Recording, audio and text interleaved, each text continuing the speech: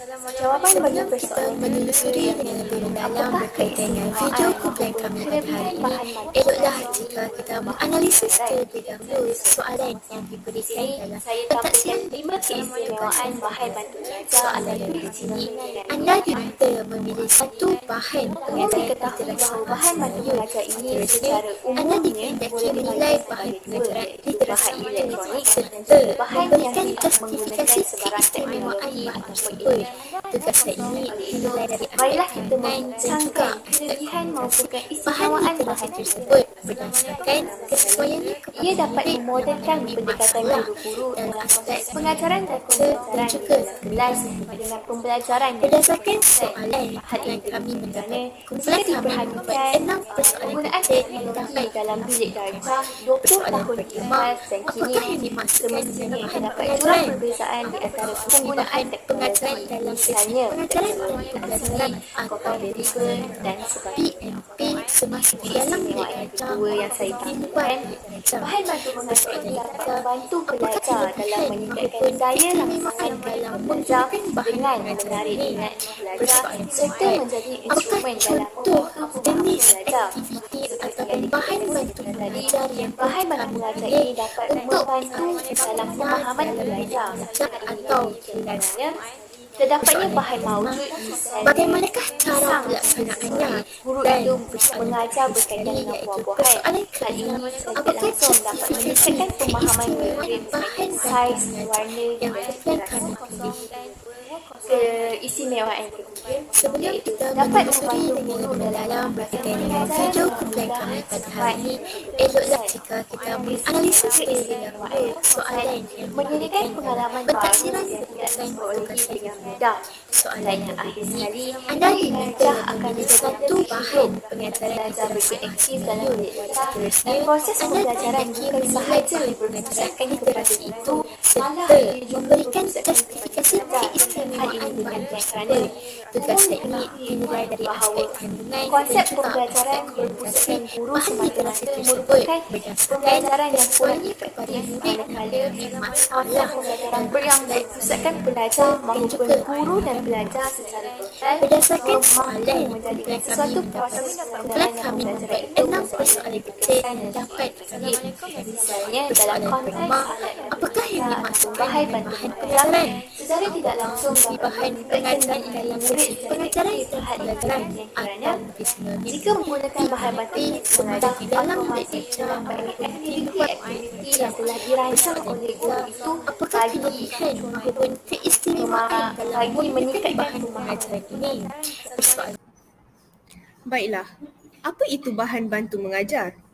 Bahan bantu mengajar merupakan kelengkapan yang digunakan oleh guru atau murid untuk membantunya dalam menyampaikan pengajaran di dalam kelas. Peralatan mengajar bukan sahaja terhad kepada buku-buku teks, papan hitam, kapur dan gambar-gambar sahaja, tetapi ia merangkumi segala benda yang digunakan dalam pengajaran yang melibatkan semua panca indera melihat, mendengar, merasa, menghidu dan sebagainya yang merangkumi apa sahaja yang dialami oleh murid-murid. Menurut Atan Long 1981, beliau telah membahagikan bahan bantu mengajar kepada 3 kumpulan iaitu alat pendengaran, alat pandangan dan alat pandang dengar. Selain itu, menurut Nur Aziah Hamid 1981, beliau telah membahagikan BBM kepada 2 multimedia iaitu media elektronik dan media bukan elektronik. Seterusnya, kita lihat pula pada fungsi bahan bantu mengajar. Fungsinya yang pertama adalah dapat menyediakan satu asas yang kuat untuk sesuatu konsep. Seterusnya, bahan bantu mengajar ini mampu menjadi daya penarik penting kepada seseorang pelajar. Yang ketiga, dapat menghasilkan pembelajaran yang lebih kekal. Selain itu, dapat membina pemikiran yang berterusan seperti melalui filem bergerak. Yang keempat, bahan bantu mengajar boleh membantu pemahaman dan perkembangan perbendaharaan kata pelajar. Seterusnya, boleh memberi pengalaman baru dan menjadikan pembelajaran lebih mendalam dan beragam. Akhir sekali, fungsi bahan bantu mengajar boleh memberi pengalaman sebenar yang boleh merangsangkan aktiviti sendiri di kalangan pelajar. Jawapan bagi persoalan ketiga yang berbunyi apakah keistimewaan mahupun kelebihan bahan bantu mengajar ini ataupun bahan pengajaran? Tanda soal. Di sini saya tampilkan 5 keistimewaan bahan bantu mengajar atau lebih sinonim dengan BBM. Umum diketahui bahawa bahan bantu mengajar ini secara umumnya boleh dibahagikan kepada dua, iaitu bahan elektronik dan juga bahan yang tidak menggunakan sebarang teknologi ataupun elektronik. Oleh itu, marilah kita membincangkan kelebihan maupun keistimewaan bahan pengajaran ini. Pertama sekali, ia dapat memodenkan pendekatan guru-guru dalam proses pengajaran dan pembelajaran di dalam kelas dengan pembelajaran yang lebih berkesan. Hal ini demikian kerana jika diperhatikan penggunaan teknologi dalam bilik darjah 20 tahun lepas dan kini, semestinya terdapat jurang perbezaan di antara penggunaan teknologi, misalnya teknologi LCD, komputer riba dan sebagainya. Keistimewaan yang kedua yang saya tampilkan, bahan bantu mengajar ini dapat membantu pelajar dalam meningkatkan daya rangsangan ketika belajar dengan menarik minat pelajar serta menjadi instrumen dalam membantu pemahaman pelajar.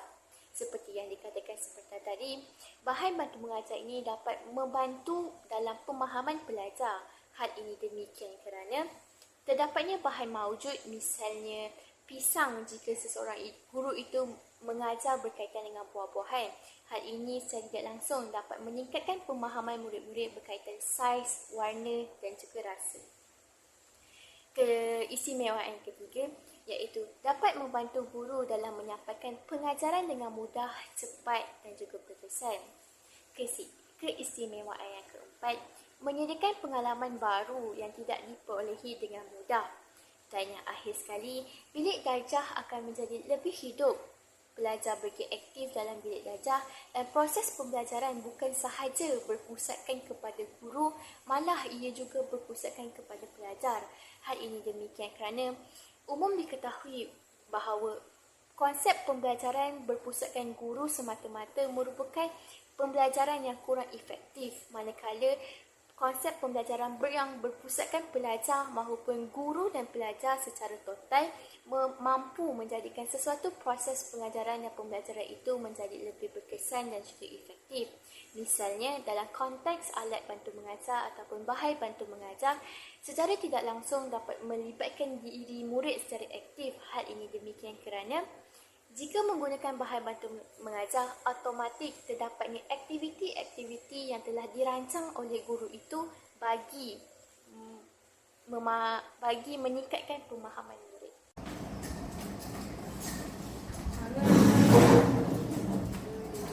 Assalamualaikum cikgu. Waalaikumsalam. Okey, boleh duduk. Terima kasih cikgu. Okey, baiklah murid-murid. Hari ini cikgu nak ajar kami semua tentang satu aktiviti kemandirian membaca dan menulis. Jadi cikgu guna pendekatan, kita akan guna bahan grafik. Yeay! Kamu semua seronok tak? Seronok! Okey. Hari ini macam yang kamu nampak dekat slide kita ni, cikgu dah sediakan bahan untuk kamu buat aktiviti. Jadi cikgu akan bagi cikgu punya tablet dekat kamu. Jadi cikgu nak kamu pilih apa perkataan yang berdasarkan gambar yang cikgu bagi. Kamu dah pilih, okay, kat sini ada huruf yang kamu boleh pilih. Kamu gabungkan suku kata dia jadi satu perkataan. Dari situ cikgu nak kamu bina ayat ringkas sahaja. Boleh? Boleh cikgu. Okey. Kita nak mula dengan siapa dulu? Saya. Okey, kamu Ani. Siapa mula? Saya nak mula. Nanti cikgu bagi dekat kamu. Cikgu bagi dekat kamu. Cikgu nak kamu cari dulu perkataan ini gambar apa. Kamu cari perkataan dia, kamu tulis dekat sini. Boleh? Boleh. Okey. Itu batu. Mana itu batu?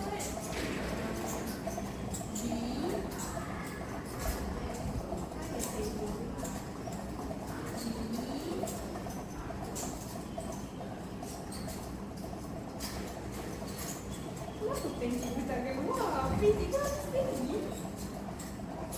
Tak apa, boleh tulis pakai tangan. Okey. Itu batu. Okey. Betul tak? Nanti cikgu tanda betul ke tak. Cikgu nak kamu buat dulu ayat ringkas. Okey. Buat bawah ni, okey?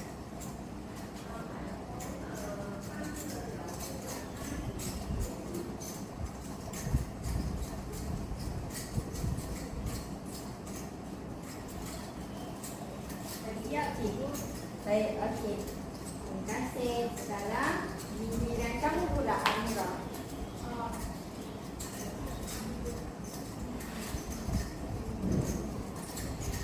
Ini apa ini? Mata. Okey. Macam mana nak eja mata? Okey.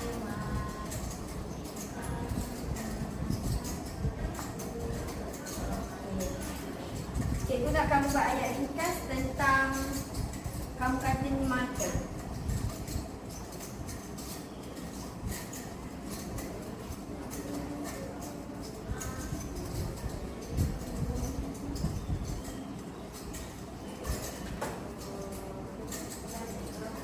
Okey.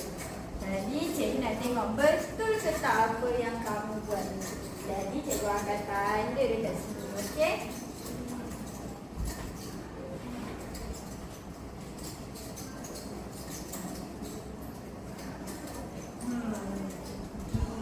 Batu, betul.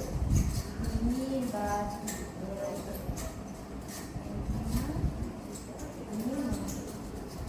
Okey. Wah, pandainya anak cikgu. Sekarang cikgu nak kita sebut perkataan ni. Cikgu nak kita eja sama-sama, okey? Okey. Okey. Ini huruf apa? B. Ini huruf apa? A. B, A. Ba. B, A, ba. Ini huruf apa? B. Ini huruf U. Macam mana nak sebut? U tu. Okey, jadi kita gabungkan. B, A, ba. B, A, ba. U tu. U tu. Batu. Batu. Okey. Seterusnya kita tengok ayat yang Anies buat pula. Okey, ini I. Ini I. And I ni. And I ni. Ini. Ini. B, A, ba. B, A, ba. U tu. U tu. Batu. Batu. Ini batu. Ini batu. Okey, pandai. Seterusnya kita tengok ni pula. Ini huruf M. Ini huruf A. Macam mana M dengan A nak sebut? M, A, ma. E, A. E, A, ta. Mata. Okey, pandai. Seterusnya kita tengok sini. N, I, E. I, E. N, I, ni. N, I, ni. Ini. Ini. M, A, ma. M, A, ma. T, A, ta. T, A, ta. Mata. Mata. Ini mata. Ini mata. Baiklah.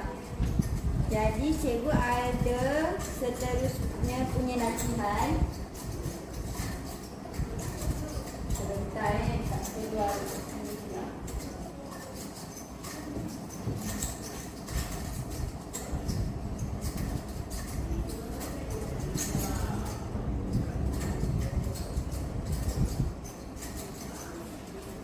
Okay, boleh nampak tak? Boleh. Jadi dekat sini cikgu nak ini sebagai latihan kamu sendiri. Nanti balik rumah kamu semua ada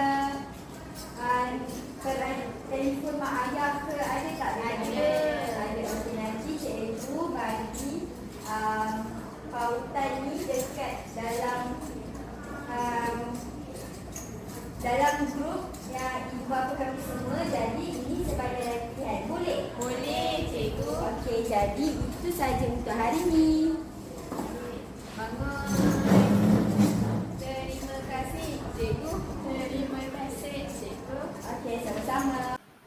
Baiklah, terlebih dahulu saya akan menerangkan cara penggunaan bahan bantu mengajar yang kumpulan saya pilih. Yang pertama, guru memancarkan bahan yang disediakan pada skrin. Yang kedua, guru menyediakan peranti elektronik seperti tablet untuk murid-murid menulis. Yang ketiga, murid-murid menyusun huruf sehingga membentukkan satu perkataan. Yang keempat, daripada perkataan yang dibentuk, murid-murid diminta untuk membina satu ayat ringkas. Yang terakhir, murid-murid bersama-sama mengeja dan membaca perkataan yang ditulis tersebut.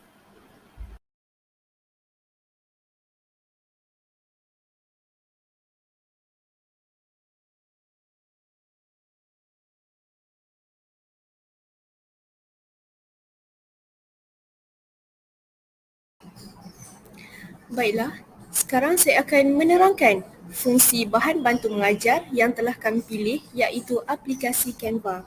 Aplikasi ini dapat membolehkan murid-murid mengenali suku kata. Selain itu, aplikasi ini juga dapat membolehkan murid-murid membaca ayat dengan jelas dan lancar seperti apa yang telah dipancarkan pada skrin di hadapan. Dan yang terakhir, aplikasi Canva ini dapat memudahkan murid-murid menguasai kemahiran membaca.